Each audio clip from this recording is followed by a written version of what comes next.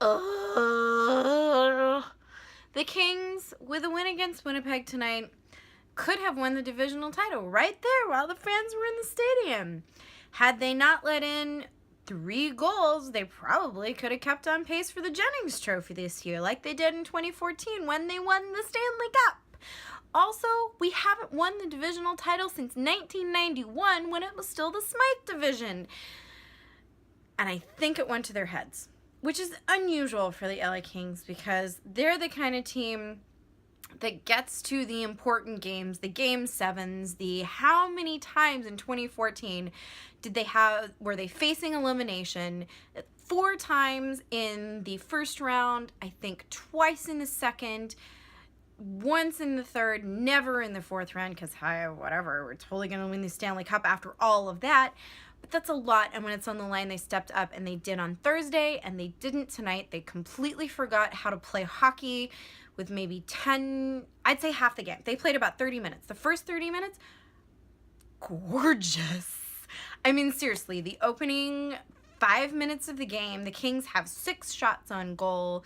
Winnipeg has 1, and don't even remember when that happened because the puck was in the Jet zone the entire time. There was one play that I don't think Toronto ever went back and reviewed it, but if you looked at it again, when play finally stopped, I mean, it was this close, guys. It was so close to being over the line. I mean, like half the puck was over the line, and it was completely by the goaltender. It was another one of those, except much closer than the Drew Doughty save, but like what he did against the Ducks when the puck was behind Quick and in between Quick and the goal line, and he shoved it out. That happened. Only it was like like millimeters.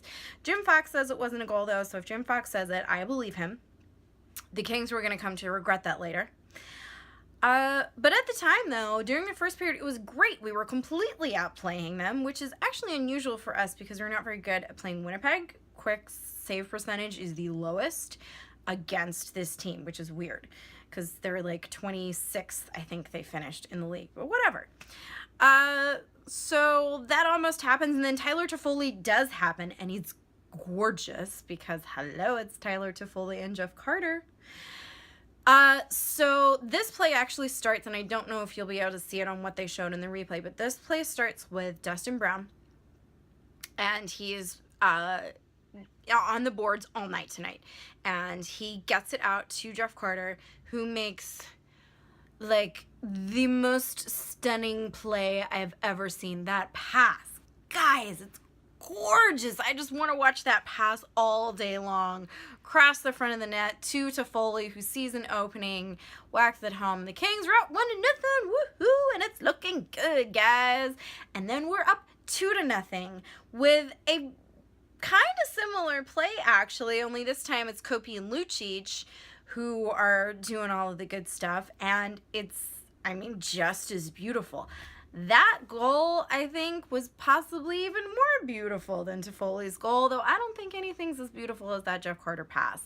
So either way, lots of Kings beauty up top here. We get a third goal at the beginning of the second period, and guys, things are looking really, really good. Like, Jennings Trophy, Stanley Cup champion, I mean, you know, further down the line, but like this is the way you want to see the Kings playing. Divisional title is what I meant to say. It's looking good. We go up 3-0, and it's funny, the whole game up until that point, I was talking to one of my season ticket seatmates, and I said something like, you know, I'm a little disappointed with the way Shen's been playing, and then like 30 seconds later, he plays the best shift of his life. And it was just kind of happening that way all the time, and so eventually he was like, dude, say something bad about Jeff Brown. He's in the, Dustin Brown. He's on the ice right now, and I would, and Dustin Brown would like smash this guy into oblivion, and it was getting a little creepy, because at this point he was like, complain about someone else. I'm like, oh my god, I always complain about Andreoff or however you pronounce that guy's name. You know, I really wish that he would prove himself as a good player, because I think he can be, but he proves himself by trying to get into stupid fights that we don't need instead of actually playing well. And I wish he would prove himself by playing well. Literally 5 seconds later, the next play is all Andreev, and he scores. So you're welcome. I'm gonna say that was all me. It wasn't. It was all Andreev. It was an unassisted goal. It was exactly what I wanted to see Andreev doing the entire time he's on the ice. Make plays like that, and I will be impressed with you, because that was gorgeous. There's some really, really gorgeous goals tonight. So thanks, guys, for that.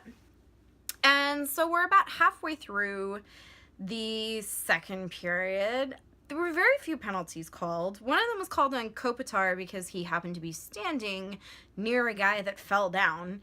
But they were pretty uneventful. That was also one of the points where I was like, oh my gosh, we are very, very bad at power plays lately, and we never clear, and then they cleared and the puck didn't end up back by Quick for the whole rest of the power play. I have power, guys. I have magic, just so you know.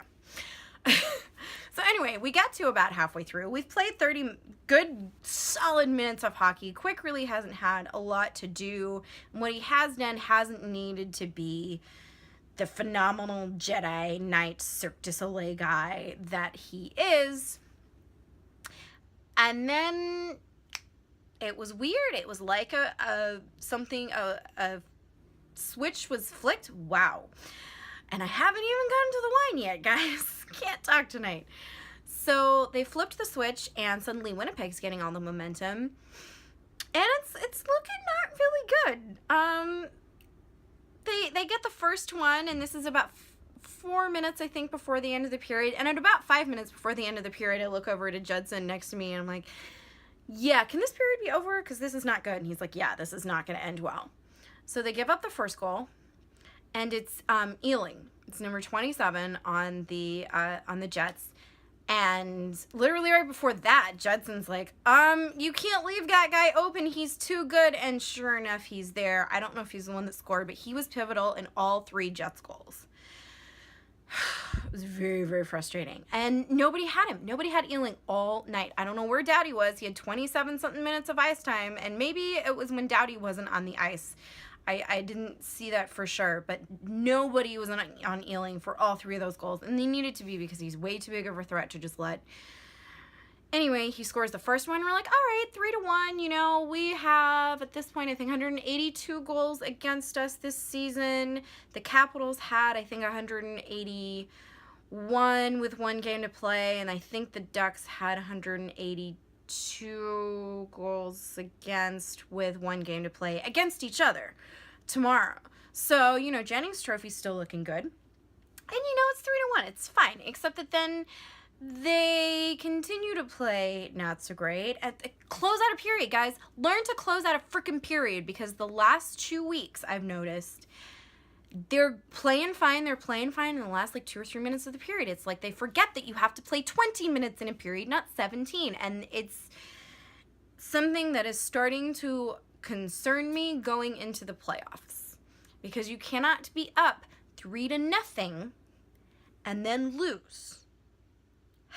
I'm now thinking of the Sharks in 2014, which went well for us. But seriously, this is not good. You really cannot afford to be losing the period the way that we've been doing. So they give up 2 goals in the last 5 minutes. We go into the third period, and I'm expecting them to come out recharged. Whatever Sutter has said in the locker room, or hasn't said, because Sutter can be slightly more scary when he doesn't say words, I'm thinking this is going to turn it around. We're going to pick up. We're going to play like we did in the first. We just needed that break.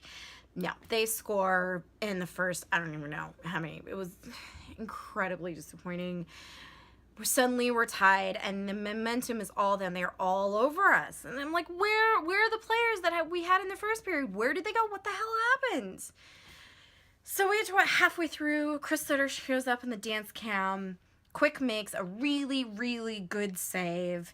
And the crowd's getting amped up again, and we're thinking, okay, maybe we can pull this off. Except that all we're doing for like 95% of the third period is defense. And as soon as we get the puck out, all we're doing is changing shifts so that then they can get the puck back and try it all over again. We're getting no offensive chances. I'm pretty sure they started out shooting us, which wasn't a big deal. It was a pretty close game, but it was just like we just couldn't get anywhere near their goalie. So we go into overtime. 3-3 is super exciting. We're usually really great at that, except Muzzin takes a penalty maybe 1 minute in. Deserved or not the greatest timing. I don't think it was deserved. But we actually did deserve something earlier with about 3 minutes left to go in the third period. I don't know who it was, but someone on the other team got high-sticked, and you could see the trail of blood on the ice as he went off. So we could have easily gotten 4 minutes for that with like 3.5 minutes left to go in the third period, and that would have been really crappy. So I'll take it. But it does, again, lose all momentum. I swear to God, Doughty did not leave the ice in overtime. Maybe for one shift, but he started there. And as soon as we got the penalty, he was out for the penalty. And I swear to God, he was out the entire penalty kill. It was insane. And then we couldn't get anyone out of the zone. Carter, I think, was on the ice. I don't think as long as Drew, but a good 3 minutes out there. Drew was out there for 4. I mean, from the time of the penalty, with about 1 minute in, he did not leave the ice for basically all of overtime. And Carter, too. And you could tell they were just gassed. And we just couldn't. Drew, I think, deliberately didn't change, or Sutter, or he was trying to go off, and Sutter was like, no, you stay out on that ice, and he didn't trust anyone else in overtime, which is also slightly terrifying. So we kill the penalty, but it's all Jets. We can't get really any shots in overtime. With like 0.8 seconds to go, Quick makes the save of his career. He's literally on the other side of the net and literally throws his stick out of his hand because he knows he's not going to be able to stop it with his stick, and grabs it and has this hand out, so his non-gloved hand, and leans all the way over. So he's like here, and he's got his stick, and he throws it and goes, ah! And somehow, because if that had gone in, that would have been the overtime loss. I mean, as it was, we lost in a shootout, but damn, that save, guys, that's Jonathan Quick. That is what we need to see. And Muzzin even said, we kind of hung Quickie out to dry. He was really, really good tonight. And he deserved it, because 3 goals in, Jennings Trophy kind of down the drain. A loss in a shootout. Divisional title is up to the Ducks and the Capitals playing tomorrow. Actually, so is the Jennings Trophy.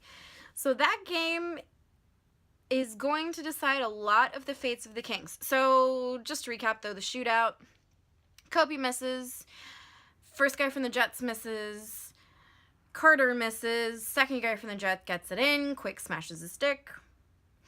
Then Toffoli can't get it in, so we lose the shootout. Incredibly deflating. Even the players, and I know it's not really, the fans really have nothing to complain about because we're second, we have home ice. It was fan appreciation night, but honestly what we really would appreciate is a win, because you could tell even in the players' faces, they really wanted that divisional title, and they wanted to be able to take it under their own power. Like, we still could win it. It's still possible. If the Ducks lose at all tomorrow, whether in regulation or not, because we got that overtime point, we're at 102. We finished the season with. The Ducks are at 101, but we have the tiebreaker. So if they do lose tomorrow, even if it's in overtime, we still got the title. But we have the chance to do it in our own power. The power is in our hands to do it. And just looking at the players' faces, they were totally deflated by the end of it that they weren't able to clinch that. And this is the only reason that I'm slightly concerned going into playoffs. I know the Kings are a really, really good team, but unless they play like they do on Thursday against the Ducks and actually pull out all the stops and play hard, it's going to be difficult. So we either play the Predators if we end up winning the division, or the Sharks if we don't, on Thursday. The NHL hasn't confirmed a schedule, but everything else at Staples Center is booked out. Like Tuesday and Wednesday there's something, and then Friday there's something. So we will be playing Thursday, and then either Saturday and Sunday at home.